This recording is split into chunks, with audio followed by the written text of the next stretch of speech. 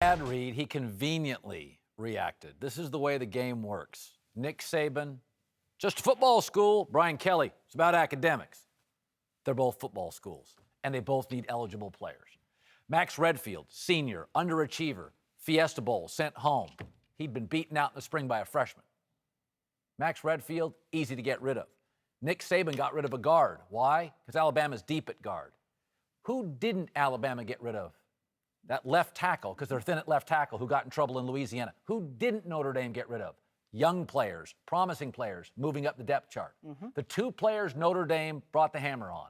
One, a five-star recruit that's never lived up and had been in trouble, and the other guy was out for a month anyway with a broken ankle. I'm not disappointed. I just want transparency.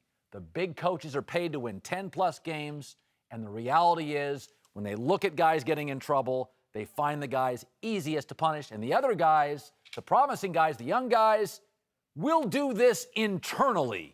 Tell me, you're not agreeing with him. Not completely. Okay. I agree with him that I think it's a bad read. I don't think he overreacted. I don't think he had any choice here. Again, it's Notre Dame, religious institution, supposed to be about more than sports. Guy gets caught with a gun and marijuana. The other key word here is the clip you read was from the Chicago Tribune. South Bend, very close to Chicago. Chicago, violence-ridden, gun issue, big deal in Chicago. I don't think Brian Kelly had any choice but to remove this kid from the team. I think it's made easier by the fact he was a questionable starter, senior guy, underachieved a bit for a five-star guy, a bit of a problem, made easier, but I don't think he had any choice. So what about last week when Charles Barkley thanked Nick Saban for giving young black men an opportunity when they screw up? A lot of people applauded that. Where's the applause now? Brian Kelly's dismissing him like he's a piece of garbage. Goodbye. You were not good. we will have a star system where we'll take up and save this super five-star recruits who are going to the NFL. We'll keep you guys. How is that possibly Charles, good?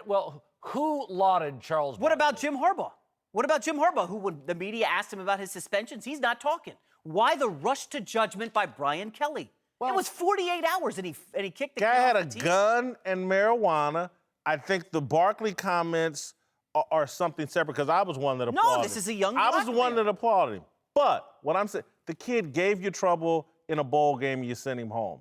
Now he's coming back with a gun and marijuana, and it's Notre Dame. Brian Kelly has no choice. Let's not put Harbaugh here. He's altruistic, and Brian Kelly's not.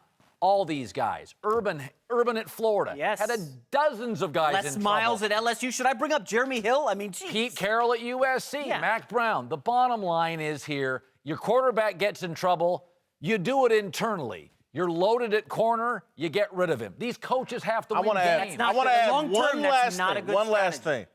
I've known guys like Max Redfield, and I know them now at age 50. They're completely different. So I don't believe on just giving up on kids. Okay.